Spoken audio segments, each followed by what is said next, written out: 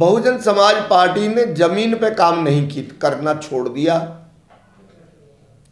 AC में आराम में नीचे तक के संगठन के जिनकी जिम्मेदारी कोऑर्डिनेटर और आपके मंडल कोऑर्डिनेटर बनाए गए, किसी ने भी पार्टी स्तर पे नीचे काम नहीं किया।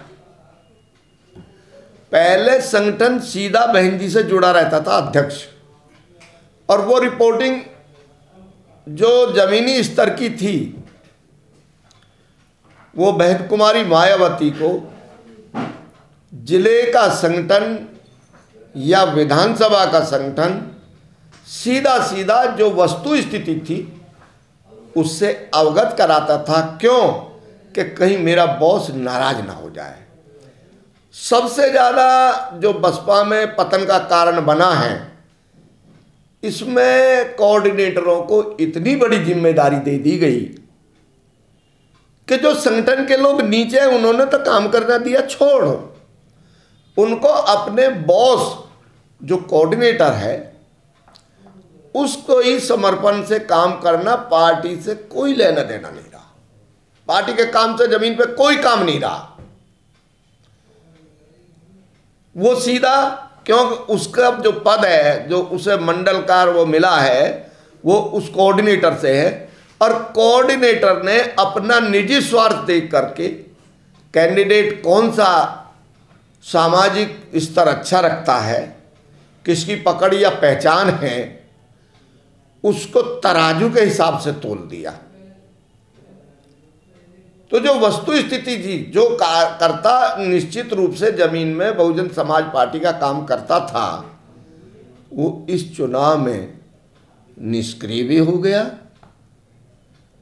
और उनको यहाँ जिम्मेदारी से लड़ाने की भी पार्टी ने कोशिश नहीं की। हमारे जो सीनियर ऊपर जो हमारे हेड हैं उनको पूर्ण रूप से गुमराह किया गया। पहले वो जमीन से सीधा हॉटलाइन से अध्यक्ष बहन जी बात करती थी, पहले संगठन से सत्ता निकलती थी, अब ट्रेंड उल्टा हो गया। अब सत्ता से संगठन निकलना जिस दिन से शुरू हो गया उसी दिन से बहुजन समाज पार्टी के वोट का प्रतिशत और ग्राफ और सत्ता से दूरी बढ़ती चली गई। पहले संगठन से सत्ता निकलती थी, संगठन का पदाधिकारी सीधा बहन जी से जुड़ा होता था और वो रिपोर्ट करता था बहन जी को, और बहन जी को वस्तु स्थिति बिल्कुल जमीन की बताता। क्यों? कि अगर बहन जी को जमीन स्थिति पड़ गई तो बहन जी डांटेगी, बहुत पद से हटा देगी। अब क्या है, अब वो ये सोचता है कि जिम्मेदारी तो कोऑर्डिनेटर की है, कुछ भी कहेगा, और कोऑर्डिनेटर वो कहेगा जो उसका स्वार्थ पूरा हो गया।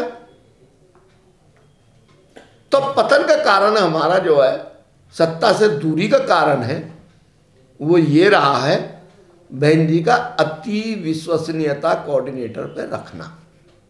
लेकिन सर लोग कह रहे हैं कि जितना विश्वास आप लोगों ने, जितना दाव ब्राह्मणों पे खेला, वो सबसे बड़ी गलती आपकी रही। देखिए बात सुनो, राजनीति में राजनीति के खेल है, इसमें विशेष रूप से आप ये देखोगे जिस वोटर के पास जाओगे वो कहेगा जी, पहले तो ये कहेगा आपको अगर पता लग गया कि किस दल से तो आपको ही दे रहे जी, और आपका पता नहीं लगा तो जी अभी तो विचार ना करा, पता नहीं कैसे करेंगे। वोटर भी अंत टाइम तक अपना क्लियर नहीं कर पाया मूवमेंट। बाकी जितना काम बहन जी ने जमीन पे किया, चाहे एजुकेशन के सेक्टर पे हो, चाहे विकास के पे न हो, चाहे गंगा एक्सप्रेसवे हो, यमुना एक्सप्रेसवे हो, बहुत बढ़िया ऑल इंडिया मेडिकल के स्तर की आपकी हॉस्पिटल हो, जो काम बहन जी ने किया, लॉ एंड ऑर्डर किया, उसके लिए बहन जी विश्व में नाम कमा गई, विश्व में उनका नाम है। अब की बार में जब कार्यकर्ता से दूरी बढ़ गई हमारे हेड की, केवल वो व्यक्ति मिलता था जिसको हमारा यहाँ इन्होंने जो पश्चिम प्रभारी बना रखे वो मिलते थे। वस्तु स्थिति से जानकारी नहीं हो पाई है। जितने ब्राह्मण सम्मेलन आपने किए, जितने आपने उनके पीछे यंत्र लगाया, कोई ऐसा मुस्लिम समाज में तो नजर नहीं आया ना आप लोग? देखो, मुस्लिम समाज में मुस्लिम समाज का और ब्राह्मणवाद का 36 का आंकड़ा रहा है, और वो हमारे केवल इस चुनाव के लिए रहा, वरना तो जो ब्राह्मणवाद के या मनुवाद के पोषक हैं उनकी सबकी रिश्तेदारी मुस्लिमों में। बड़े बड़े जितने लोग हैं भाजपा के हैं, मैं नाम गिनाऊंगा, बहुत लंबी फहरिस्त हो जाएगी। लेकिन सर सवाल ये है ना, सतीश मिश्रा को ब्राह्मणों ने अपना नेता नहीं माना, ठुकरा दिया, ये तो रिजल्ट बता रहे हैं ना सर। देखिए ये रिजल्ट बता रहे हैं सतीश मिश्रा जी को। हमको भी इस बात पे डाउट था, मगर हम भी अपने जो बॉस है, जो बहन जी का निर्णय है, उसके खिलाफ हम भी कुछ नहीं कहे। आपने देखा, हमने एक बार ये भी कहा था कि ब्राह्मण क्यों नहीं वोट दे रहा, ब्राह्मण वोट दे रहा। आपने पूछा था हमें, जब नोएडा में मीटिंग थी, हमने कहा ब्राह्मण वोट दे रहा है, प्रबुद्ध ब्राह्मण है, हमने जोर दे के कहा था। मगर चुनाव एक होता धोखा। मैं एक पुराना 2017 का बताता हूं। हमको ठाकुरों ने भाग भाग के ये कहा कि हम आपके हाथी को वोट देंगे, और गांव गांव में स्वागत करा खूब, और जिस दिन वोट पड़ी उन्होंने हमारी तरफ को देखा भी नहीं। तो ये चुनाव धोखा है। केवल जो हमारे बहुजन समाज की चेतना जागृति मान्यवर काशीराम जी ने जो मजबूती से दी थी, उसको इन्होंने पूर्ण रूप से तहस नहस करने की योजना, चाहे वो मौजूदा सरकार से जुड़ के बना रखी हो। सतीश मिश्रा जी ने, मैं कह सकता हूं इस बात में कोई दिक्कत नहीं है। क्यों? मैं हर बार कहता रहा, और मैंने ये बात उठाई कि हमारी जितनी मीटिंग हो रही है, जरा मुस्लिम दिखाओ से क्या है इसमें। एक भी मीटिंग क्या आपको जानकारी है? जब हमारी 2-3 मीटिंग हुई, टिकट डिक्लेयर हुए, चाहे वो दादरी का टिकट डिक्लेयर हुआ, सर रैलियों में 2 या 3 मुस्लिम आते थे आपकी, बहुत 50,000 के। हाँ, 2 या 3 आते थे, और नहीं आते थे। और इस बार मुस्लिमों ने बड़े जुनून के साथ में साइकिल को वोट किया, हमको नहीं किया। लेकिन सर आपने कहा कि सतीश मिश्रा चाहे मौजूदा सरकार, तो आपको शक है कि सरकार से मिले हुए हैं सतीश मिश्रा? हो सकता है।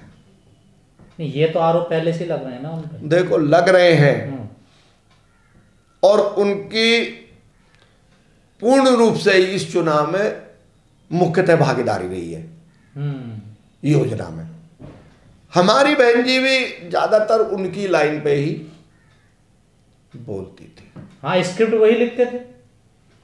कोई भी लिखता हो, लीडर से रीडर बनने का जो देखा जनता ने, तो उसका जोश फिर भी बहुत रहा चुनाव में बहन जी के लिए। जितना अनुसूचित बहुजन समाज का कार्यकर्ता है, वो बहुजन समाज पार्टी के लिए इतना अड़ता रहा, इतना लड़ा है कि उसने अपनी जान की बाजी लगाई है, उसने अपनी कमी नहीं छोड़ी है। हो सकता है चुनाव में बहुत सारी अब जो चर्चा आ रही है कि मशीनों के साथ हो सकता है कुछ। सर, जो आपने कोऑर्डिनेटरों का जिक्र किया या सतीश मिश्रा का किया, अब आपको नहीं लगता कि इनसे अब जवाब लिया जाएगा? देखिए, जवाब आप लेते रहिए, सांप निकल गया। जो चीज आपकी मलाई वो तो गई लुट।